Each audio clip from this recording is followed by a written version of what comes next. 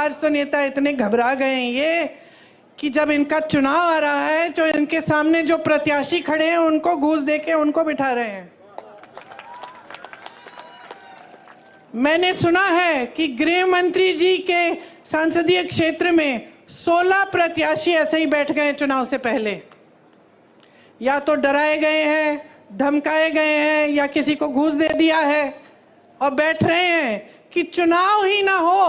अरे इतने मजबूत गृह मंत्री हो, इतने बड़े प्रधानमंत्री हो, देश की पूरी सत्ता तुम्हारे पास है, सीट पे सीट तुम्हारी है संसद में, और एक चुनाव लड़ने से डर रहे हो। किस बात का डर है? खड़ा करिए 100 प्रत्याशियों को, हराइए उनको। यही तो चुनाव होता है, यही तो लोकतंत्र होता है। मंच पे खड़े होकर लोगों को झूठ बोलना नहीं होता है। मंच पे खड़े होकर लोगों को गुमराह करना या लोगों के जज्बातों को उभारना ताकि तुम्हें वोट मिल जाए, तुम सत्ता में रहो, तुम्हारे बच्चे फूले फलें और जनता खाई में रहे, ये लोकतंत्र नहीं है। तो मैं यहाँ किस लिए आई हूं? मैं यहाँ इसलिए आई हूं कि आपको मैं बताऊं कि आप इन नेताओं को जवाबदेही बनाओ, वो पुरानी परंपरा वापस लाओ, वो पुरानी परंपरा वापस लाओ सरदार पटेल जी की, महात्मा गांधी जी की, जिसमें नेता जनता को पूजता है, जनता को भगवान मानता है, जनता को डराता धमकाता नहीं है, जनता को खाई में नहीं छोड़ता, जनता के आंसू पोंछता है, उसकी नई नई समस्याएं पैदा नहीं करता ताकि और आंसू बहाए। समझ लीजिए, जो संविधान ने आपको दिया है, जो वोट का अधिकार है, वो एक बहुत बड़ा औजार है आपका। हल्के में मत लीजिए इस औजार को। आज भाजपा ने एक और काम किया है, बड़ा काम। अपनी पार्टी को सबसे धनवान पार्टी बनाया है पूरी दुनिया में। आज पूरी दुनिया में सबसे पैसे वाली पार्टी कौन सी है? एक रिपोर्ट आई है, मुझे मालूम नहीं कि कितनी सही है, लेकिन लगभग मुझे लगता है कि सही होगी। 60,000 करोड़ रुपए इन्होंने खर्चे हैं। किस पे? आपके नालों को ठीक करने के लिए नहीं, आपकी टूटियों में पानी लाने के लिए नहीं, आपकी सड़कों की मरम्मत में नहीं, आपके कारोबार में नहीं, आपकी खेती को ठीक करने में नहीं, ये जीएसटी हटाने में नहीं, अपनी पार्टी के लिए, अपनी पार्टी को मजबूत बनाने के लिए बड़ी बड़ी इमारतें बनाई हैं हर जिले में। इनके जो ऑफिस हैं इतने बड़ी बड़ी इमारतें, सबको थोड़ा थोड़ा वेतन दे रहे हैं जो भी उनके लिए काम कर रहा है, उनकी पार्टी के लिए। कोई मुफ्त में नहीं करता। यहाँ हमारे बेचारे सेवा दल के जो कार्यकर्ता हैं और जो कांग्रेस के कार्यकर्ता हैं,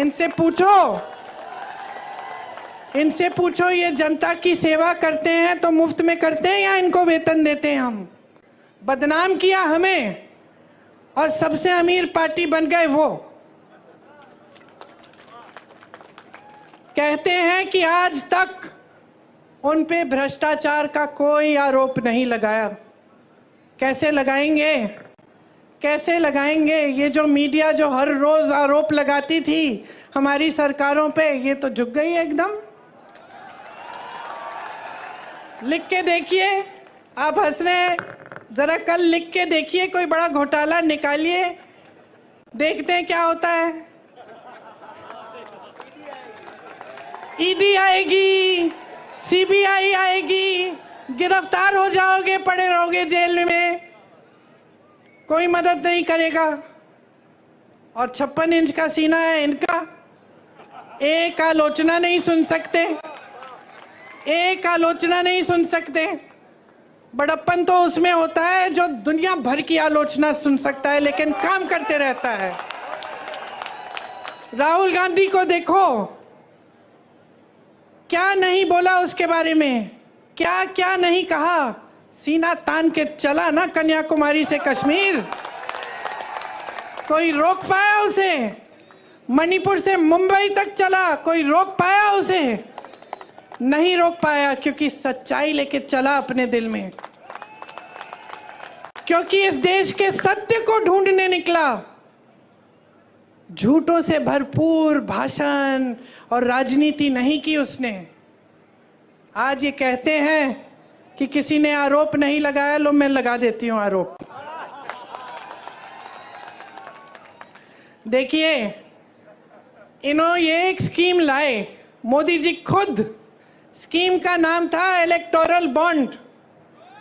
इलेक्टोरल बॉन्ड की स्कीम ये थी, देखो कैसी स्कीम, कि जो भी किसी राजनीतिक दल को चंदा देगा उसका नाम गुप्त रहेगा।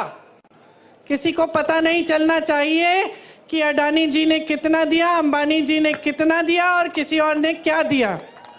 ये थी स्कीम।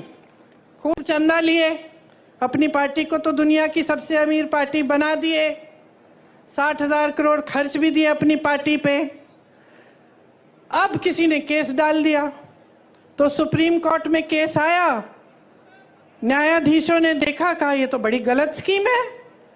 राजनीतिक दल जनता की सेवा का काम करता है, उसे जो चंदा देता है उसका नाम तो पारदर्शी होना चाहिए, जनता को मालूम होना चाहिए कि भाई इन्होंने इतना दिया, इन्होंने इतना दिया और किसको दिया। अब मोदी जी की सरकार ने सबसे पहले तो बोला कि भाई हमें सूची ही नहीं मिल रही, बहुत मुश्किल है निकालना, अभी चुनाव के समय नहीं निकलेगी। फिर डांट लगी न्यायाधीशों से, निकली सूची, और सूची में क्या नहीं निकला। किस किस से चंदा लिया। गुजरात में जो पुल गिरा था उसके बनाने वाले से चंदा लिया। आपको वैक्सीन लगी थी, टीका लगा था कोविड का, हाथ उठाओ किस किस को लगा। मुझे भी लगा, 2-2 बार सबने लिया, सर्टिफिकेट मिली ऐसी।